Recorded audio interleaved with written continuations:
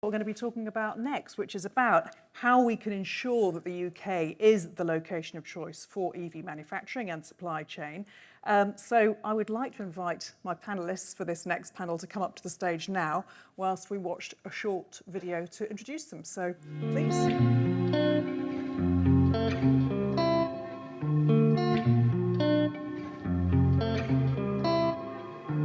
More so now than ever, the UK has the potential to be a very competitive location for EV manufacturing. And the opportunity, but also the risk for us now, is to keep that leadership position in a time of really extreme global competition, particularly from new entrant countries such as China. This is a big opportunity to build a sustainable battery raw material supply chain, and every tonne of lithium we can produce here in the UK is a tonne of lithium we don't have to import from somewhere else. Currently, UK companies contribute to around 15% of the value add in a fuel cell system, but by leveraging capability and with further investment, we could aim to have over 50% of the entire fuel cell value chain emanating from UK businesses. That's capability in innovation, in R&D and our skilled workforce, a strong chemicals sector which is vital for battery and magnet materials processing, and competitively priced green energy for these energy-intensive industries. Panellists, welcome. Thank you all for coming up here. I think the aim of this session really is to try and have an air of positivity and optimism about all the different opportunities that could be around for the industry in this country. And so I suppose, let me start, and if I could turn to you first, Julian, just to say, okay, what are the top 3 things, in your opinion, that would secure a really good competitive environment here in the UK? Well, I think what we're dealing with here is investment, right? When we're looking at industrialisation phase, we're not dealing with direct technology choices, we're dealing with investment. And how do we attract that investment? This kind of investment needs green energy because we're trying to decarbonise, and we need it to be competitively priced. We need access to funding to make them happen in the UK. And we also need access to the raw materials. I'm going to add a 4th, if I may. You can. That 4th is actually a stable investment environment. And that really is about policy. It's about industrial policy. And it's about how that industrial policy then translates into the market, which is what creates the demand. Yeah. When you have that stability, then you've got the right conditions to invest. That's what will unlock our future. And I definitely want to dig more into what that industrial policy looks like. And I know you're very well placed to sort of have many good ideas about that. But James, let me ask you the same question now. From your perspective at Advanced Electric Machines, what do you think it would create the perfect environment for your company to flourish? No, absolutely. And perhaps just to put it in context, we make what I believe are the most environmentally sustainable electric motors in the world, and we sell those across about a dozen or more countries now. There were 3 things that struck me when the question was asked. So firstly, investment, and really, as Julian has just said. The second thing is, I think, genuinely ongoing frictionless trade. And then the third thing, I think, for us is probably around skills. So in terms of the investment, there's a lot to be really positive about in the UK, actually. We have great supportive investors. We have agencies such as the Advanced Propulsion Centre investing in the sector. I guess, though, what we're up against in the UK is a global race at the moment. Things like IRA in the US, really significant investments in other part of the world, which actually sometimes I think make it easier for even a UK business to go and invest, for example, in manufacturing elsewhere than would be the case actually in the UK. I think that's an important point to make. Secondly, if you look at the point of frictionless trade, this isn't a Brexit comment, but it is. It is. No, I promise not to go there. But this is about, though, a world, or at least to me, I'm exporting everywhere. I have lots of customers, but I see signs that trade is becoming perhaps less and less frictionless over time. Brexit maybe was a sign of that, but this is now more broadly. For example, if I go and look at exporting to companies in Asia, they may require me to make quite a large part of the motor that I produce in that country. There may not actually be a tariff in place, but what there may be is a big incentive for OEMs in that country to actually buy product from that country, and that's another thing that worries me slightly. And then the final thing I think is, as I said, is skills. It was great to see today, as I looked out in the foyer, that the Electrification Revolution Skills Hub is there represented. That's a group have been brought together to try and look at how we bridge the gap between, I think there's something like 400 people we're training a year at the moment, looking at the sort of technologies that I'm developing to close the gap to the 7,000 jobs which are being advertised, which are needing those skills. And I think there's been some really positive, great investments to start off looking at how we close that gap. But I think there's more work's needed by government to push that forward and make sure that that's taken through the next stage. Andy, let me turn to you now. From Johnson Matthey, you make batteries. Does this ring true for you? Does this sound, are they sort of similar opportunities, similar challenges, or have you got 3 or 4 very different? So most of our focus in this area is around the hydrogen space. So we'll be building on that. And I think there we've got the policy is essential, that consistency, that long-term policy that we've heard about to create the markets here for the products that people want to sell. And actually, the UK has done a good job so far in setting targets, for example, for zero-emission cars, zero-emission trucks. UK's target on zero-emission trucks, by 2035, anything less than 26 tonnes should be zero emission. That's better than California. Okay, so this is world-leading targets that we're putting out there from the UK, but we need a roadmap on how to get there, and we're starting to see that from the passenger car side, but on the truck side, there's more to come on that. And I think as we look at the broader hydrogen ecosystem, again, good targets on how much hydrogen needs to be made, where it's going to be made. But again, there's elements of the roadmap there. So a good start, but we need to do more on that. I think the second thing is investments. You've heard it a lot this morning. You'll hear it a lot from this panel. And the Automotive Transformation Fund, managed by the APC, is doing a great job there. Historically, a lot of the investment has been on the front-end R&D, which is relatively low cost. It's when you come to scale up that the money gets more significant. And that's the big thing that the Inflation Reduction Act has really done in the US. The Inflation Reduction Act, we need to view it as a massive investment in clean energy in the US, and we'll come back to that, I think, as we go through the conversation. So I think creating the right investment environment in what is becoming increasingly competitive with the Inflation Reduction Act. Within the EU, we've got the Green Deal Industrial Plan, which will soon be codified. And then for me, the final point is the access to the raw materials that we're going to need. And this is not just a sector comment within be it cars, within trucks, whatever. It goes across the whole of the clean energy transition. And identifying the right partner countries for the UK to work with so that we can access not just the lithium. Lithium's going to be really important for battery electric technology and things like that, absolutely. But copper is going to be, again, a real crunch point there because everyone's going to be after it. We're going to have all these renewable electrons. How are they going to be transferred around the place? So I think the access to raw materials is something that is also going to be absolutely essential. Well, funny you should say that because we've got access to some right here with Cornish Lithium right on the panel. Jeremy, tell us a little bit more about how you're finding the environment at the moment for your business, because you've had good news, haven't you, recently? Well, I think the environment for my business, which I started about 7 years ago, is really, really positive right now, because the world has woken up to the fact that we need lithium, we need copper. You're absolutely right. In fact, one of the biggest mining companies in the world just said any copper mine is a huge advantage now. So we realised that there is lithium here in the UK.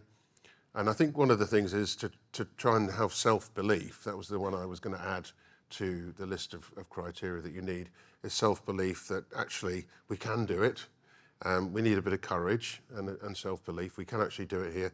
Investment is very, very hard to secure, exceedingly hard to secure.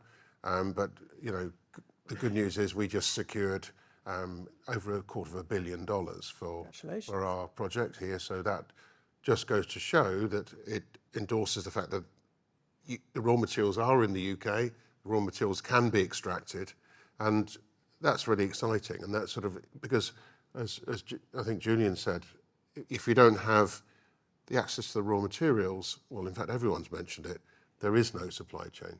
At the moment, we're facing up to China dominating the supply chain. If that wasn't bad enough, the Inflation Reduction Act has shifted capital towards the US. The EU is very much rightly focusing on their own patch, and it leaves Britain where? But I think actually our government has realised that and is really pushing hard. In fact, some of our finance that we recently secured from the UK Infrastructure Bank, which we're very grateful for, which is a Treasury-funded body. In fact, they know about mining and raw materials very, very well, and they combined with a private equity energy and minerals group out of the US to give us this funding. But it is very difficult to secure right now. So those are the challenges. But let's just look at, having looked at some of the challenges, let's look at some of the opportunities. Julian, what do you think? All right, we can't all have copper mines, but what can we do here effectively to make us market leaders? I think we've got to be very focused in what we do. And actually, if you look at the value chains for each of the key electrification technologies, you know, around motors, around power electronics, around hydrogen fuel cells, you know, around batteries, actually there are many parts of those supply chains where the UK can genuinely be competitive in intermediate processing, even if we can't be extractive in mining. We can mine lithium, we can extract lithium from brine. We can't do that for everything else. But what we can do is turn the expertise of our chemicals processing industries in the UK to the midstream, which is where a lot of the value is actually transformed into these materials, which then go on into rare earth magnets, for example, for some motors, not yours. You've got a novel design that doesn't use them, which is another way of skinning the cat, so to speak. But we can add lots of value in that space. We've got a great opportunity actually in a few areas. I think over and above many other parts of Europe. I'm going to talk about graphite, for example, synthetic graphite. Today we've got raw material. We don't mine it, but actually it comes as a byproduct of another industry, a petrochemical industry. Quite a lot of that graphite, or that needle coke, goes on a boat all the way to Asia and is converted using a very dirty process into synthetic graphite to then come all the way back to Europe to be built into batteries.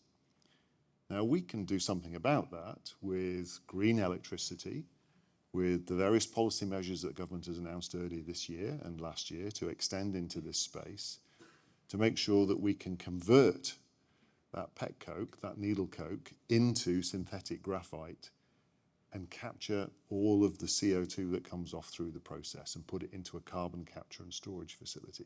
That way we can create really high purity synthetic graphites in the UK using green electricity to really reduce the embedded CO2 footprint of the batteries that we produce. Because the debate about materials is changing. It's not just about what can you get at the lowest cost. Actually, there is more of a conversation now with more of the OEMs around what's the provenance of those materials. In 2027, vehicle OEMs have got to put a sticker on the windscreen to say what the carbon footprint is. That makes people sit up and think. Yeah. And we've got to think about ethical sourcing and how we can reduce the carbon footprint. We have one atmosphere. Pushing the carbon emissions somewhere else around the world, making us look pretty in the UK is not the right answer.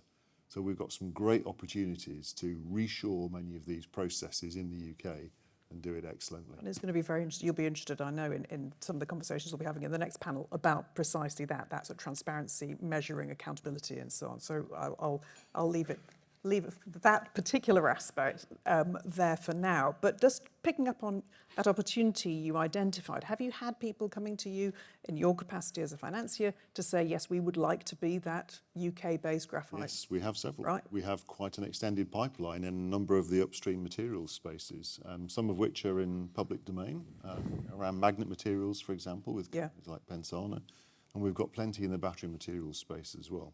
In fact, every one of the panellists sat alongside me has benefited in one way or another from the ATF. And we're all very grateful. We are, thank you, Julian. You are I did pay you to basically say that. Santa. Father Christmas is on the panel here. This is great. What do you think, James, about the opportunities when you're hearing Julian talk about that? I mean, do you think, oh, actually, yes, there are other things we'd love to be able to do, and we think there are opportunities here in the UK? Absolutely. In fact, actually, thank you very much to Julian for plugging our technology. I think one of the things we can do as the UK, and we've been really good at, is coming up with new ideas, new ways of tackling problems. So I'm delighted to say the motors we produce don't use the rare earths that Julian was talking about, and neither do they use copper. So I think using the fantastic education infrastructure, the research infrastructure we have here in the UK to come up with new ideas and ways of doing things that are better than what anybody else is doing around the world is something we should certainly be focused at. I think the other thing which we should look at though as well, which I think also I'm mirroring you here, Julian, quite a lot today, but is this whole thing of looking at the problem not just in terms of individual parts of the problem, but looking at it from the source all the way through to the bit that's actually going to the end user at the end of the day. And if I look at that in my little world, so we're obviously trying to develop technology that doesn't need complicated materials, for example, which helps. But actually, if I'm going to be building manufacturing plants here in the UK, I need people who are going to make the components that are going to go into the motors that I make. And I think sadly over the last, I don't know how long, but probably a couple of decades, a lot of that sort of the equivalent of the Mittelstand in Germany and the UK has been hollowed out, unfortunately. And I think there's an opportunity maybe through initiatives like those pushed by the APC and government policy to really help to get that infrastructure together such that when we are trying to decide where we make things, when Nissan, as the previous speaker said, are trying to decide where to make things, that when you come to rules about things like country of origin, you've actually got a product which you can clearly demonstrate has been made here rather than assembling here and all the parts having to come in from overseas. So I think that's another real opportunity we have with the history of what we've done in the past and with the opportunities presented by government support. So what would help most then for you in that? I think the and the OEMs might disagree with this, but I think the OEMs are quite well covered. I think companies like mine are quite well covered.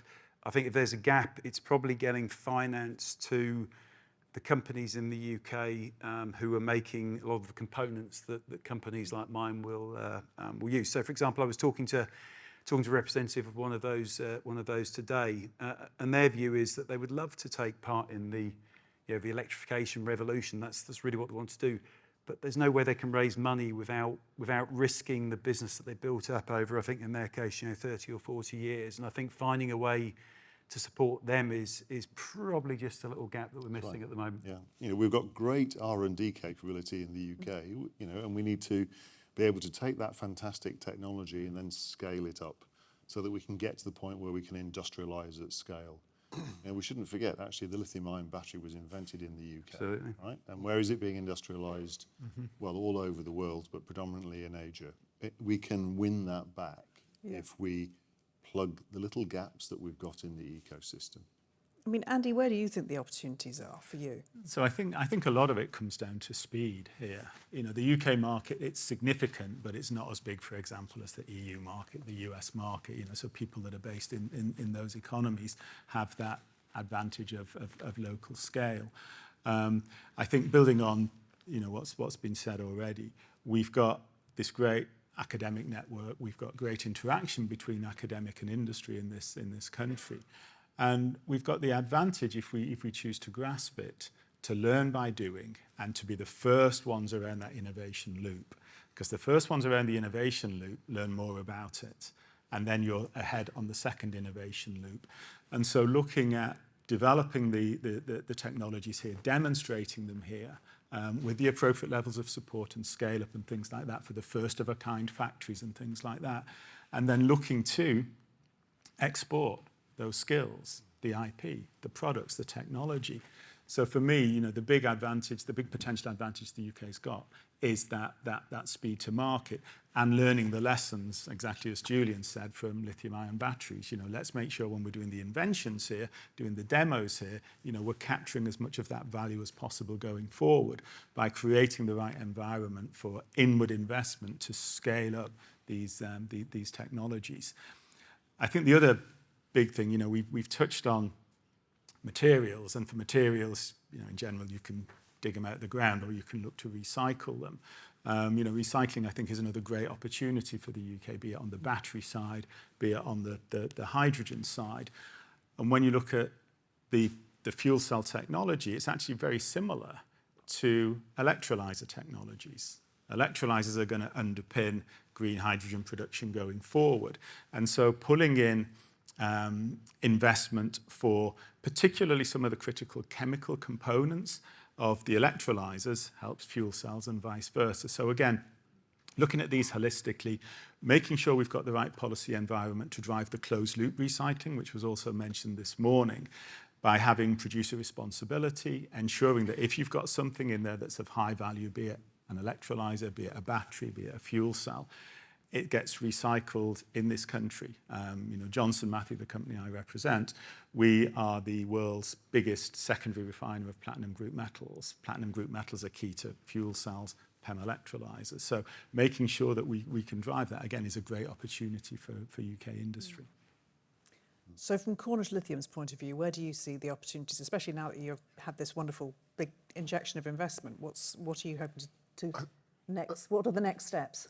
The next steps for us are to actually build that mine, build we extract it from two separate sources. One is from rock, and we're building a mine. We'll be in production by 2026 in Cornwall. And we also extract it from water, which is subterranean water beneath Cornwall. That's got lithium dissolved in it. It's very, very high quality water. It's better than virtually anywhere else in the world. It's a huge advantage for the UK. Very exciting indeed. And what we're seeing is the realization amongst many chemical engineers in the UK that we can actually do this. It hasn't been an imperative before. And as you said, the lithium-ion battery was only commercialized in 1991, I think it was. And really, we're only just into this. Chemical engineers around the world, in the UK, are waking up and saying, well, we can build this technology. We're seeing that happening faster and faster. Companies out of Manchester realizing they can extract lithium from brine in a very effective way. We're working with them, and that cluster of British expertise is growing. And I think, as I said, self-belief is very, very important as we go forward. This is not rocket science. It's just chemical engineering, really. It's just very exciting. And I think we've got those type of people here, and we should really encourage them to get involved in this global change. And we could be self-sufficient for battery-grade lithium. We could. By 2030. Absolutely, we could, very much so, yeah. So how does sort of training and the labour force and getting those skills in place, Julian, do you think, how much is that part of the industrial policy that everybody here seems to want to have in place and have clarity and consistency on? Skills is a really difficult one because the policies associated with skills are multi-layered, regionally and at different education levels, and yet we've got a multitude of challenges to overcome. We do start from a good base, however. We have a very, very good university sector, so the very high skill levels, we're in a really good position, and that translates actually directly through industrial research. So we've got many university spin-outs that are operating in the technology space. Yours is one, as an example. But when you start to look at that skill base that's required to operate at an industrial level, that's where we have some big challenges to try and get people back into the thought processes of wanting to work in manufacturing. actually we're starting to see the tide turning. Not only have we now got an electrification skills framework, a curriculum that's been developed, but we're starting to see little sparks of interest from the generations of people that are coming out of education now and into the world of work, who want to work in businesses that will be transformative around climate change. And this is their opportunity. So if we can spark that along with the infrastructure that we've got to deliver the curriculum, then I think we're in a good place. It's going to require focus and a bit of effort and maybe a bit more funding, but we've got to coordinate it. How quickly does all this need to be achieved, do you think? Well, if you look at the rate of climb, it's pretty much exponential, that oft-used phrase. Yeah, pretty quick. Yeah. I mean, it's a big question, isn't it? What does the government, what does industry needs to do to make these opportunities become a reality? I mean, if you could put your dream pitch together, what would it be, James, for this sort of great positive industrial policy? Well, I think we just need to really carry on with what we're doing, but perhaps be even more ambitious than we have been. As I said earlier, we're in a very competitive world at the moment. I don't think anybody now disagrees that electrification is going to grow exponentially and is already growing exponentially. So do we, the UK, want to be at the forefront of this, or do we want to be followers? If you look at the policies that have been applied in China, they are clearly now at the forefront of this. You look at how the US is following with Inflation Reduction Act, they're coming far behind. What is our response to that? And I said, for me, it's about when I sit at my board meetings and I discuss with my investors where are we going to go and spend the money in order to go and put a new plant. We're selling into a global world. We have opportunities to make things all around the world, and it's my heart is here. I'll be honest. I'm based up in the northeast of England. In terms of skills for making things, actually, I would say one of the best places in Europe, if not the world, to actually make things for the car industry. But nevertheless, the decisions about where you make things are often driven by finance and some of those factors. And I think we're probably not quite being bold enough when we look at how that's going to work. And I said, for me, I can see lots of opportunity for me, which is really, really fantastic. For the people supplying me, I worry more. I've got people who will happily give me 10,000 a year. I haven't got anybody who's volunteering to give me $1 million a year. I would like to get to $1 million a year, Julian. So that's what I'm trying to pitch for. Let's talk. And I think just trying to join that all together so that it all works. In terms of skills, as I said, the work done by this Electric Revolution Skills Hub, they found this 7,000 jobs, 400 people being trained. The issue for us on the ground in industry is the cost of employing people is getting higher and higher. I mean, that's quite good, actually. You're paying people more money. I think that's not such a big issue. The problem is, though, that if I want a really good engineer now, I have to steal that engineer from somewhere else. I can't get them in from overseas. That's very, very difficult. So I have to steal them from another company. So we're passing engineers around us, and we're not actually any of us particularly making progress. And I think that's a real pity. And it's why initiatives, like the Electric Revolution Skills Hub and some of the other things that Julian was talking about are just critically important. So I think it's a really good place to be doing this, the UK, in so many ways. I don't want to seem like I'm down about it at all. I'm not. I'm very positive about the future. But I think if we can grasp the whole nettle rather than just one leaf, I think we'll do better. And I think what we should be trying to do, for me, and it's not just about my business, it's about others as well. We should be trying to make sure that almost everything you need to build an electric car you can source in the UK, which then makes an attractive place to build that vehicle as well, because I think it's that integration which is what then really drives the excitement in doing things here still. I mean, Andy, you're nodding. I think so. I think there's a couple of things, a couple of builds really here. One is when you look at STEM skills, globally, the reputation of science went through the roof on the back of COVID. and the speed with which the vaccine was developed. And so the level of interest of the next generations that are coming through has been sparked by that. And I think, to Julian's point on doing something that's transformative, I think we are getting that. And really it's up to us to continue this message that science and technology is the solution to climate change. It's in our hands, but it's all going to come down to science, the science and technologists of the future. So I think there's some great opportunities there for us. I think when you look at the UK as well, we've got some great geological and geographical advantages that we need to make the most of. So offshore wind, the reason that some of these trees grow horizontal is that we've got this great offshore wind resource, okay? So let's make sure that we continue to use that and, make the connectivity easy, get the pricing right, absolutely, looking at that. But massive advantage, the envy of many countries around the world when it comes to our potential for renewable energy generation. And Julian mentioned carbon capture and storage, which is going to be part of the solution. Again, when you look at putting CO2 into depleted oil and gas fields, we've got loads of those, and there's more coming on stream. So, we have got a range of natural geological and geographical advantages that we can leverage. So, I think for me, it's all a matter of getting on and doing it, and being first or being in the vanguard, certainly. Yeah. What are your thoughts on this, Jeremy? I think we should be, I think we totally echo what you just said. But also, if you think of Britain, you think of some very enviable brands, Rolls-Royce, Bentley, really good cars. People want to own these things, Range Rover.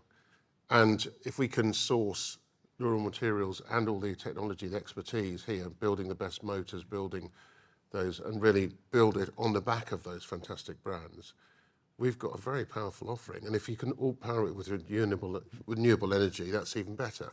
And already in Cornwall, for example, 40% of the energy mix is renewable, and it's going to go much, much bigger with floating offshore wind. We can then produce domestically sourced lithium into domestically sourced batteries at, say, the new factory that's being built at Gravity in Somerset. And that is a really great picture to think about. And I think sometimes we tend to sort of knock ourselves, and then talk ourselves into oblivion. That is precisely the opposite what we should be doing. We should be proud of what we've got and the opportunities that are ahead of us. But let me just pick up on a couple of things which you did mention, just so, because we're putting together a wish list here, aren't we?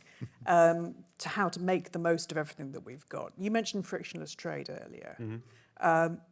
Obviously, you were implying that this has become more difficult in a geopolitical sense. So for us, should we be doing anything about it? Is what I'm. Well, we as a business, we're about 7 years old now.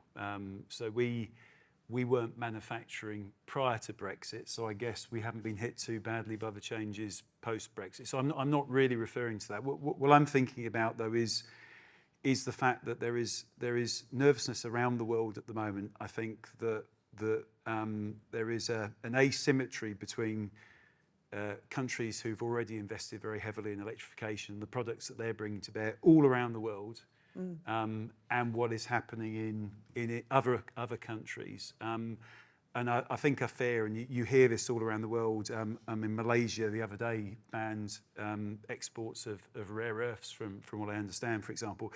But all around the world these barriers are starting to go up, and I think what worries me is that we end up in a situation where I'm selling motors around the world. I actually suddenly find I'm having to pay 20% import duty somewhere because somebody else has put another tariff on something else. I think that's what I fear. It's more to do with the future than the present. The present is not too bad at the moment. I think we've got to be really careful here. And this is another UK strength that we can really play as a joker card. We are a global trading nation. Mm-hmm. We have good relations with many countries around the world. Some of those we will need to rely on for our upstream materials, but they're also our customers, right? And we're very good at acting as that intermediate.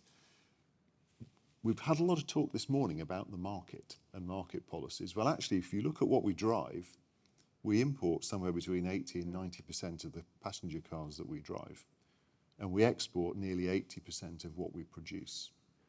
The auto sector, like no other, is a global trading industrial sector. And we will continue to do that despite any friction. And we've proven remarkably resilient as a sector at managing some of those bumps along the road. And we'll do it because we understand how global supply chains work. I think building on that, one of the things that, again, has been mentioned is about carbon intensity. So looking at the development of things like carbon border adjustment mechanisms, which are being discussed, in different parts of the world, to ensure that we have a level playing field, because otherwise you've got the potential for this massive first mover disadvantage, right? Stuff that's low carbon is pretty much always more expensive than stuff that's high carbon, which is why we're in the high carbon world that we're in today.